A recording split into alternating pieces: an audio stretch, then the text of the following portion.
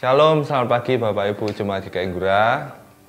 Pada hari ini Senin tanggal 17 Mei 2021, saya Karel Bagus saja akan menyampaikan renungan pagi pada hari ini yang berjudul Pengetahuan yang Berlimpah Kasih.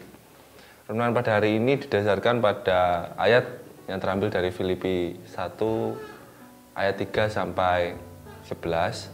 Namun saya akan membacakan ayat yang ke-9 sampai 10-nya saja. Dan inilah doaku, semoga kasihmu semakin berlimpah dalam pengetahuan yang benar dan dalam segala macam pengertian, sehingga kamu dapat memilih apa yang baik. Ya, seperti yang kita tahu bahwa zaman sekarang informasi sangat tersebar dengan sangat cepat.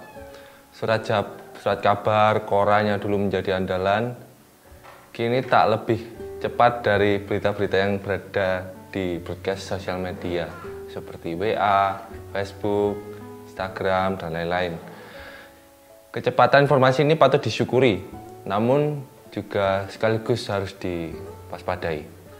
Ada banyak hoax atau berita bohong yang berada di broadcast yang disebarkan oleh atau melewati media sosial. Bahkan ada orang yang bekerja untuk itu, yakni menjadi pembuat atau penyebar berita bohong untuk menghancurkan nama baik seseorang atau kelompok, atau seringkali kita kenal dengan nama buzzer. Karena itu perlu selalu berhati-hati dan bijaksana dalam menyikapi segala berita yang ada. Pada konteks Alkitab, Rasul Paulus dan Timotius menulis surat untuk jemaat Kristus di Filipi. Di bagian awal suratnya, Paulus menulis bahwa ia merindukan jemaat Filipi. Ia pun berdoa bagi mereka semua. Paulus mendoakan agar kasih mereka melimpah dalam pengetahuan dan pengertian. Doa Paulus ini menarik. Ia bukan hanya mendoakan jemaat Filipi melalui untuk dapat mempunyai pengetahuan dan pengertian, tapi ia juga mendoakan mereka agar dilimpahi atau dipenuhi oleh kasih. Memiliki kasih dan pengetahuan penting, sebab pengetahuan tanpa didasari kasih itu menjadi batu sandungan atau bahkan bencana.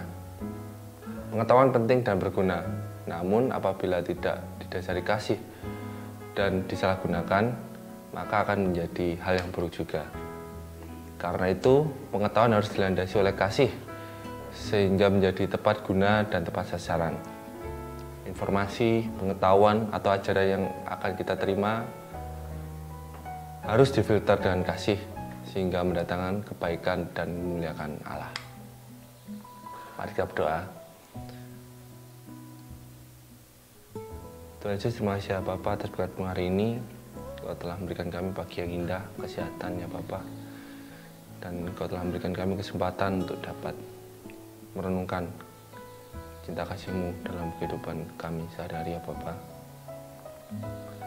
Dan pada hari ini kami juga belajar bagaimana kami dapat terus bijaksana dalam menerima segala hal yang semakin tidak jelas dalam kehidupan ini ya Bapak, terutama dalam dunia media sosial Bapak, percepatan informasi yang seringkali kami gagal untuk dapat memfilter mana yang baik, mana yang buruk, mana yang benar dan mana yang salah. Dan seringkali kami juga menyebarkan keburukan tersebut kepada orang di sekitar kami dengan dalih agar kami dicap sebagai orang pintar, maupun karena kami tidak tahu bahwa itu dapat menimbulkan hal buruk ya Bapak. Terima kasih ya Bapak, kiranya Engkau terus menyertai kami, memberikan kami hikmat supaya kami dapat terus bijaksana dalam menerima teknologi yang sebenarnya dapat membantu kami, namun tentu ada dampak buruknya ya Bapak. Terima kasih ya Bapak, berilah kami pengetahuan dan terutama adalah kasih ya Bapak. Ajarlah kami untuk meniru kasih-Mu, supaya apa yang pengetahuan yang kami terima tidak